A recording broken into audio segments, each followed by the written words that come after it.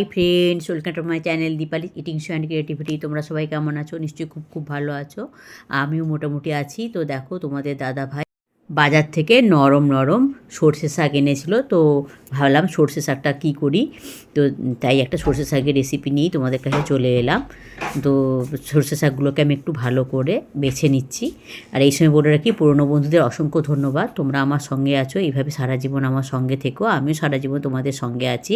আর নতুন বন্ধুদের বলছি, যারা আমার চ্যানেলটা ভিজিট করতে আসছো তারা আমার চ্যানেলটাকে সাবস্ক্রাইব করে থেকে যেও, আর বেল আইকনটা অবশ্যই ক্লিক করে দিও, যাতে আমার ভিডিওগুলো দেওয়ার সঙ্গে সঙ্গে তার নোটিফিকেশান তোমাদের কাছে চলে যায়। তোমরা আমার সঙ্গে থেকো, আমিও সারা জীবন তোমাদের সঙ্গে আছি। আর এই রেসিপিটা কিন্তু দুর্দান্ত হয়েছিল, মানে তোমরা যদি না বানিয়ে খেয়ে থাকো তাহলে বুঝতে পারবে না, আর যে বানিয়ে খেয়েছো তারা সে কিন্তু বুঝতে পারবে যে কেমন হয়েছিল রেসিপিটা।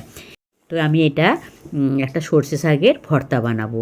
তো দেখো সেটাই করছি, আমি সর্ষে শাকগুলোকে কেটে নিচ্ছি। আর সর্ষে শাকগুলো এত নরম ছিল না, ওর যে শেকড়টা দেখছো, সাদা শেকড়টাও এত সুন্দর নরম ছিল, আমার ফেলতে ইচ্ছা করলো না, তাই সেই শেকড়টাও আমি কিন্তু সুন্দর করে কুচিয়ে নিলাম। তো কাটা হয়ে যাওয়ার পর আমি এটাকে রেসিপিতে যাব। তো বলে রাখি, তোমরা কিন্তু অবশ্যই একটা লাইক দিয়ে দেখো, আর কেউ কিন্তু স্কিপ করে দেখো না, পুরো ভিডিওটা দেখো। আর অবশ্যই একটা মিষ্টি কমেন্ট করো, কমেন্ট পড়তেও আমার ভালো লাগে, কমেন্ট ধরে ধরে তোমাদের কাছে যেতেও আমার খুব ভালো লাগে। তো আর অবশ্যই এটা একবার বানিয়ে খেয়ে দেখবে, খুবই সুন্দর লাগে। আর বন্ধুবান্ধব আত্মীয়স্বজনদের সঙ্গেও কিন্তু শেয়ার করবে, যাতে তারাও একবার বানিয়ে খেতে পারে। তো দেখো, আমি শাকগুলোকে খুব সুন্দর করে ধুয়ে নিয়েছি, ধুয়ে পরিষ্কার করে ধুয়ে নিয়ে একটা কড়াইতে করে শাকটা দিয়ে দিচ্ছি। তো হ্যাঁ, ঠিকই ধরেছো, শাকটাকে কিন্তু আমি এখন সেদ্ধ করে নেবো একটু। তো এক্সট্রা কিন্তু আমি কোনো জল দেব না, অ্যাড করব না। এই শাকটা থেকে যে জলটা বেরোবে সেই জলেই কিন্তু এই শাকটা সেদ্ধ হয়ে যাবে। শুধু আমি একটু যেটা দেব সেটা দেখতে থাকো, দিলেই তোমরা বুঝতে পারবে যে আমি এর সঙ্গে আর কি দিচ্ছি। তো দেখো, এই যে আমি এবার দিয়ে দেবো একটু হলুদ গুঁড়ো, আর দিয়ে দেবো একটু লবণ। তো দিয়ে দেখো, এবার আমি শাকটাকে সেদ্ধ করে নেব। সেদ্ধ করে নিয়ে তারপর আমি আবার কী করছি দেখতে থাকো, সঙ্গে থাকো।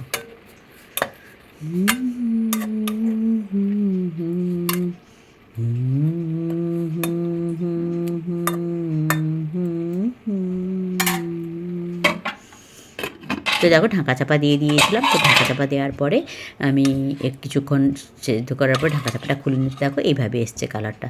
তো আমার এখানে একটা মনে খুব খারাপ লাগে, আমি চাই যে সকল সবজি মানে সবুজ কালারের দেখতে, সবুজটা আমার ফেভারিট কালার, যেহেতু সেই সবুজ কালারটা যদি রান্নার পরেও থেকে যায় তাহলে খুবই ভালো লাগে, কিন্তু সেটা তো থাকার নয়, সব সবজি তো থাকে না। যেমন দেখলে এটার সবুজ কালারটা নষ্ট হয়ে গেল, মানে যে সবুজ কালারটাই আমি ওকে সেদ্ধ হতে দিয়েছিলাম।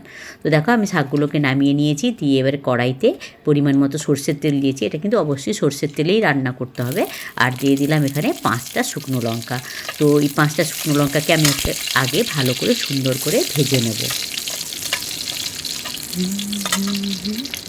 তো দেখো, আমার লঙ্কাগুলো ভাজা হয়ে গেছে, এবারে আমি লঙ্কাগুলোকে দেখো দিচ্ছি। তারপর দেখো, বেশ কয়েক কোয়া রসুন আমি আবার ওই তেলটাতেই দিয়ে দিলাম। একটাই রসুন, পুরো কোয়া আমি ছাড়িয়ে নিয়েছিলাম, তো সেই রসুনটা আমি দিয়ে দিলাম কড়াইতে। এই রসুনটাকেও আমি একটু ভেজে নিচ্ছি।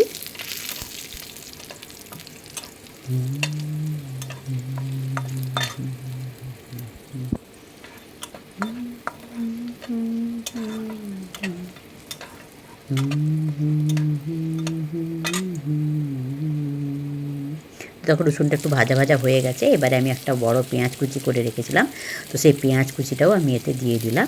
তো পেঁয়াজ কুচিটাকেও আমি খুব ভালো করে একটু ভেজে নেব, মানে খুব ভালো করে নয়, সরি, মানে বেশি লাল করে ভাজবো না, কিন্তু মানে হালকা একটু কালার ধরা অবধি ভেজে নেব। দেখো, সেটাই করছি। আর এদিকে যে লঙ্কাগুলো আমি তুলে নিয়েছিলাম সেগুলোকে হাত দিয়ে ভালো করে ম্যাশ করে নিয়েছি, দেখতেই পাচ্ছ নিশ্চয়ই লঙ্কাগুলোকে আমি ম্যাশ করে নিয়েছি। কারণ এইসবে ম্যাশ না করে নিলে কিন্তু পরে আর ম্যাশ করতে পারবো না, ওটা আবার নরম হয়ে যাবে। আর এদিকে দেখো, পেঁয়াজগুলোই কিন্তু রং ধরে গেছে, পেঁয়াজ আর রসুনগুলো, ওটাকেও আমি এই থালাটার সাইডে তুলে নিচ্ছি।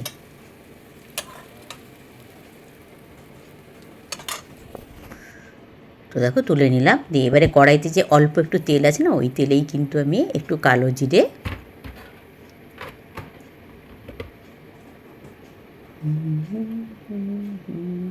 আর দুটো কাঁচা লঙ্কা দিয়ে দেবো, দিয়ে এটাকে একটু আমি নেড়ে নেবো।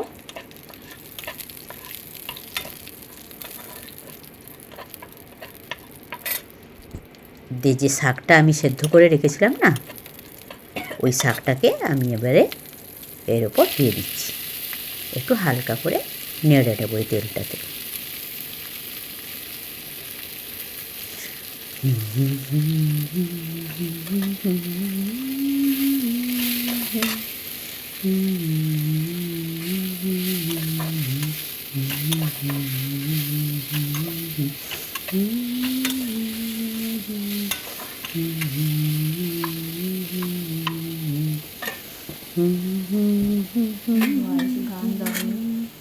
তারপর দেখো আমি এখানে পেঁয়াজ আর লঙ্কাটাকে একটু ম্যাশ করে নিতে গেছিলাম, কিন্তু বেশ যথেষ্ট মানে গরম ছিল, তাই পারছিলাম না। তো তারপরে দেখো শাকগুলো আমার হালকা ভাজা হয়ে গেছে, তো সেই শাকগুলোকে আমি তুলে নিচ্ছি।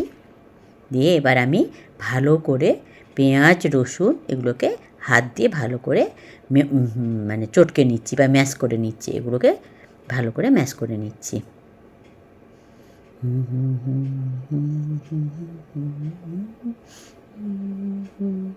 তো এখানে কিন্তু রসুনগুলোকে ভালো করে ম্যাশ করে নিতে হবে, রসুন পেঁয়াজ যেগুলোকে ভেজেছি, আর লঙ্কাটা তো আমি আগে থেকেই ম্যাশ করে রেখেছিলাম, আর কাঁচা লঙ্কাটাকেও কিন্তু আমি এখানে ম্যাশ করে নিলাম, যেটা শাকের সঙ্গে ভেজেছিলাম। দিয়ে এবার শাকগুলোকে খুব ভালো করে হাতে চটকে চটকে এখানে ম্যাশ করে নিতে হবে, বেশ ভালো করে চটকাতে হবে কিন্তু, নাহলে কিন্তু এর স্বাদটা ভালো করে আসবে না।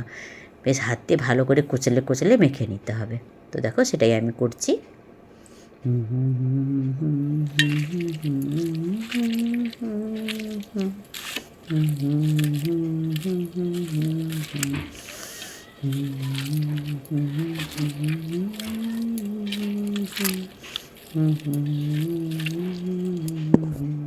তো দেখো আমার মাখা হয়ে গেছে। তো এরপর আমি দুটো জিনিস অ্যাড করবো, হাফ চামচ মতো গুঁড়ো চিনি।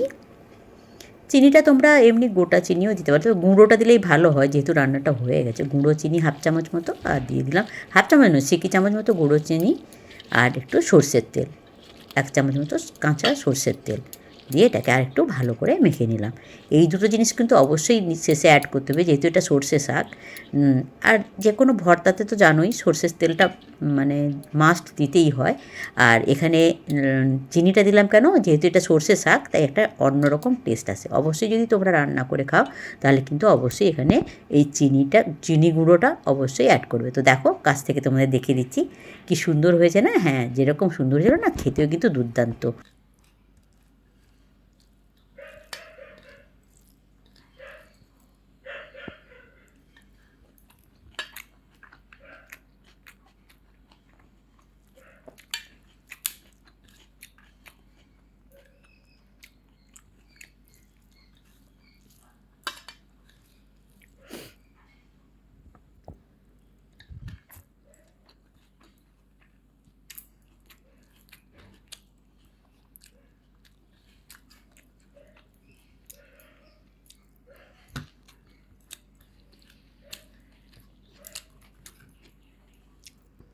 তো বন্ধুরা দেখলে ওই যে সর্ষে শাকের রেসিপিটা বানালাম, মানে সর্ষে শাকের ভর্তা, ওটা কিন্তু দুর্দান্ত হয়েছিল খেতে।